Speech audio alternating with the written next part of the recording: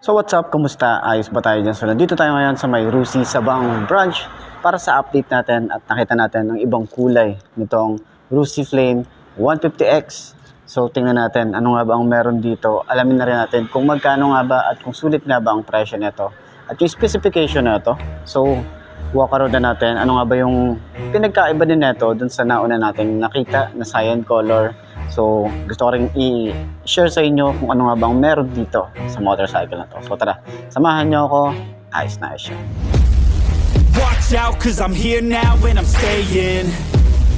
Claws out, this the fight that I've been craving. I know there's something inside of me, but it's been masked by fear and anxiety. But no more, I'ma break out of the chains. Let's go! I'm waking up, this ain't enough. All of my dreams were starting to rust, but I believe that I can adjust. Positive thoughts, I'm starting to trust. Nothing's deserved unless you work. Something of worth requires.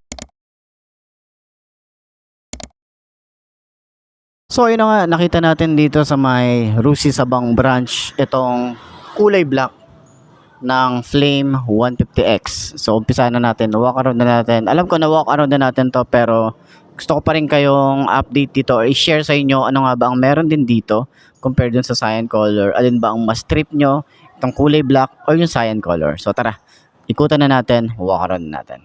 Ayos na ayos yan.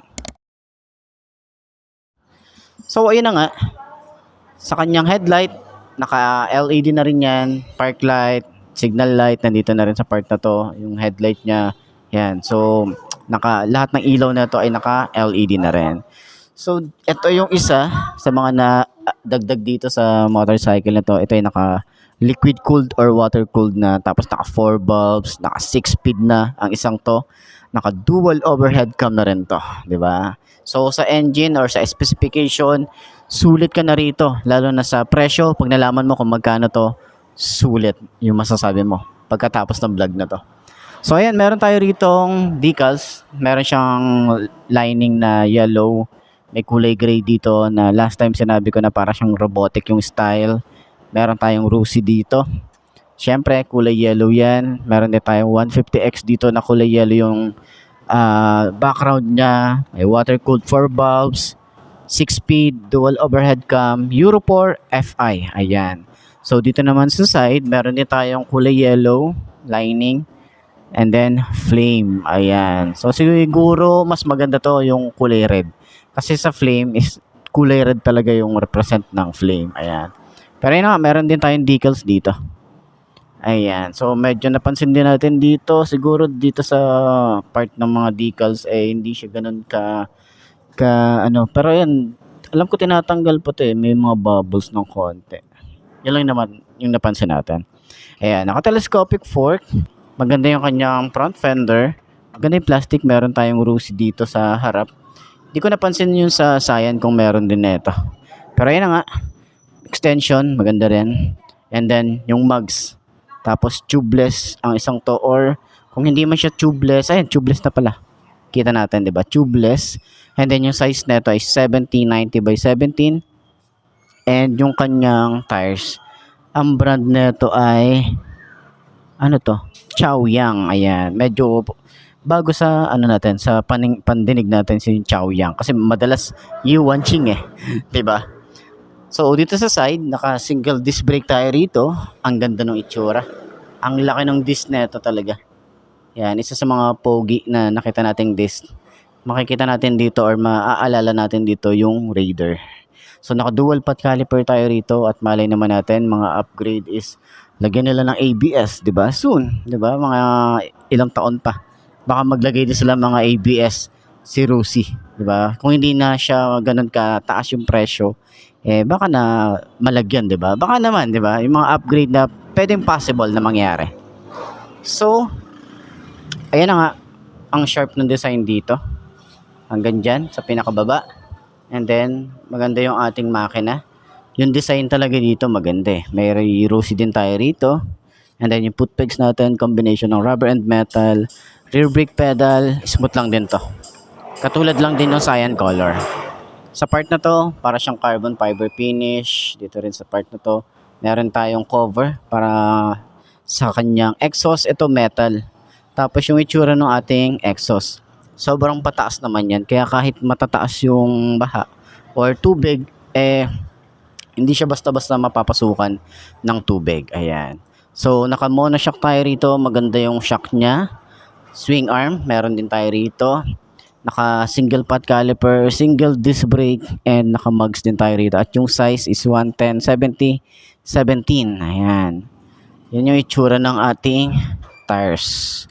And then, dito naman sa harap, sa kanyang handlebar na naka-upright position, pero hindi siya masyadong naka-upright. And mukha lang tayo nakasubsob dito ng konti lang naman. Pero sa long ride is goods pa rin naman tayo rito, hindi naman tayo masyadong mahihirapan dito. Nandun pa rin yung chill yung ating rides. So naka fully digital tayo rito, ignition, simple lang din. Susi niya, napakasimple lang din. May shutter lock din tayo rito, naka-clip on yung ating handlebar, switches niya, sumasabay din. Naka-quick throttle na tayo rito, yung grip niya makapit, sobrang babaw lang ng throttle. Front brake, smooth lang din. Meron tayong rubber na ganyan, clutch, malapad yung lever, tapos smooth lang. Meron tayong park light, headlight and off, high and low, signal light, busina. Ayan, ang wala lang tayo rito ay hazard switch. So sana magkaroon din, 'di ba? So meron din tayo ritong USB charging port, and then maganda yung forma dito sa harap. Ayan. Upuan natin, makapal din yung ating foam hanggang dito sa ating OBR.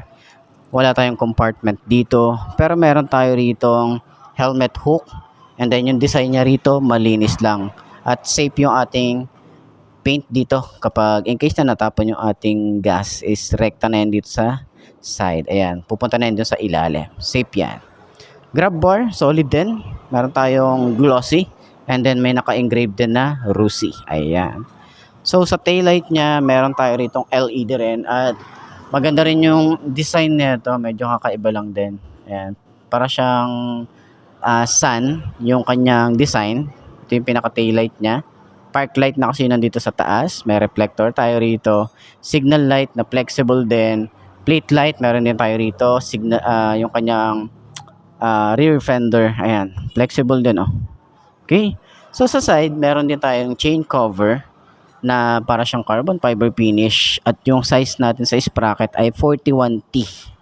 And sana dito meron tayo rito side stand kill switch. Baka naman sa mga update or sa mga upgrade na pwedeng ilagay dito, 'di ba?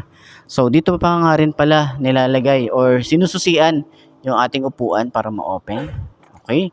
So naka single head shifter din tayo rito. Tapos yung design, ganda rin ng makina dito sa side na to, pati yung cover niya.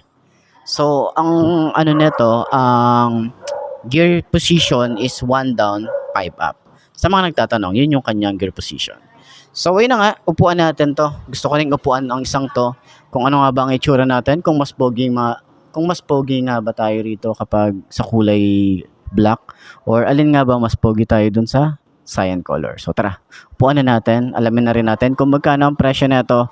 So, ayos yan. There's an urge, I have been hurt by those at their worst, but that gave me will, some power, a surge. And they know that I won't surrender, so they fear me as a contender. When I fight, they always remember, yeah. I will be known, I won't let go, I will not stop, I will be great. I will be known, I won't let go, I will not stop, I will be great. 'Cause we came here to conquer. So ayun nga, ngayong 2025, hindi na ito yung first time na naupuan natin. Pero naupuan na natin yung cyan color na ito. Ngayon nakita natin yung kulay black na meron siyang yellow, meron siyang red dito. So matte finish na kulay black. So upuan pa rin natin to para at least meron kayong reference kung alin bang mas pogi sa inyo. Isipin nyo na lang, tingnan nyo na lang kung ano yung itsura natin dito. Isipin nyo ako, kayo, di ba? Na kapag nakaupo dito, alin ba yung mas bagay sa atin, yung cyan color o yung black, di ba? So ganyan ang itsura natin. So, tingkayad. So, tingkayad tayo rito. Pero, manageable naman yan. Kaya nating bitawan yan, diba? So, ano ba mas pogi sa atin? Yung cyan ba o yung black? Parang parehas lang din naman maporma eh, diba? So, ganyan na itsura natin. Ramdam agad natin yung lambot ng shock sa likod. Sa harap, malambot din yung shock. Hindi ko lang sure kung same ba nung shock ni Flash tsaka itong si Flame, eh kung same lang ba sila ng shock na ginamit. Kasi halos parang parehas lang yung ano eh, yung lambot nila eh. Ano? Turning radius, hindi siya ganun kalawak, pero saktuhan na to para maka-U-turn tayo ng maayos. Ayan. Tapos, ganito yung tsura natin. Kapag nagra-rides, ayan. Diba? So, hindi masyadong, yung bigat, hindi natin masyadong ramdam dito sa harap, no? Siguro, depende kung may OBR na tayo, kasi yung bigat niya mapupunta sa atin. Pero hindi naman tayo sub-sub dito eh. Ako lang, ayan, no? Maluwag pa rito, diba? Tapos, ganyan yung tsura natin. Oh, pogi talaga, diba? Sa specs, eh, same pa rin naman sa dati ng FI, pero nagdagdag lang naman sila rito ng naka-DOHC na to, 4 bulbs, naka-liquid cooled ang isang to, diba? Kaya mas maganda na yung ating rides dito. Siguro naman, eh, satisfy na kayo sa specification nito. Siguro sa mga upgrade na pwede natin ilagay dito, eh, isipan natin. Baka mamaya, lagyan nila to ng ABS. Diba? Malay naman natin, lagyan nila. Tapos, kill switch para sa kanyang side stand. Malay natin, mga improvement na pwede pa rito sa motorcycle na to. Kasi sa presyo, malalaman nyo na lang sa susunod na video kung magkano nga ba to. So, ayan. Pogi talaga eh, no? Wala akong masyadong masabi rito. Nasabi na natin last time nung naupuan natin ang cyan color, kaya nag-enjoy na ako doon. Pero ito, satisfy pa rin tayo rito. So, nga pala, parehas lang ng engine nito ni Flash at si Flame, same engine lang naman. So, yun. Magkaiba lang naman ng forma, pero sa presyo, parehas lang din. So, kayo na ang mamimili kung alin nga ba ang mas trip nyo na forma, ito or si Flash. So, ayun na, ilalagay ko yung contact number ni Sabang Branch para at least makapag-inquire kayo, rekta na sa kanila at pwede nyo na silang tawagan or kontakin. Sa Facebook meron din sila, pero mas maganda kung sa contact number nila. Okay? So, ayan, sa tingin nyo, sulit nga ba to? Ayos yun, di ba? Center stand natin. Magaan yung motor, pero kapag sinicenter stand, nararamdaman natin yung bigat dito sa puwet. Pero, madali lang siya i-center stand. Ayos. So, yun na nga sa lahat ng mga nagtatanong, magkano nga ba ang ganitong motorcycle? Ito ay nagkakahalaga ng 75,000. Kapag kinuha nyo ng cash, at malay nyo naman, meron pa tong discount, diba? Kay Rusi, sabot-sabot lang yan. Pero dun sa mga kukuha ng hulugan or installment, ilalagay ko yung kanilang down payment at yung terms nila. Kung magkano nga ba, diba? So, check nyo, nandyan sa screen nyo. Para at least meron kayong reference na bago kayo pumunta rito, at least meron na kayong idea kung magkano nga ba. So, sa tingin nyo, sulit nga ba ang kanyang presyo ngayong 2025? Comment nyo naman yan sa baba. At para naman dun sa mga nakakuha na ng ganitong motorcycle, eh baka pwede nyo i-share dyan sa comment section. Ano nga ba yung mga naging experience nyo sa motorcycle na to? Para at least may share natin sa iba at makatulong tayo, di ba? Ayos! So, ayun mga boss, no, ito na ba ang motor na babagi sa'yo? Kung ito na nga, ay markahan mo na at mag-subscribe ka na sa aking YouTube channel. I-click mo na rin yung notification bell para updated ka sa lahat ng videos na upload natin. Dito araw-araw, so laging tatandaan, wala sa brand ng motor ang itatagal yan. Kundi na sa pag-aalaga mo yan, tatagal yan. Ayos na ayos yan. So, kita na lang ulit tayo bukas. I'm Mark D. Ciao. Maraming salamat sa inyo. Babush.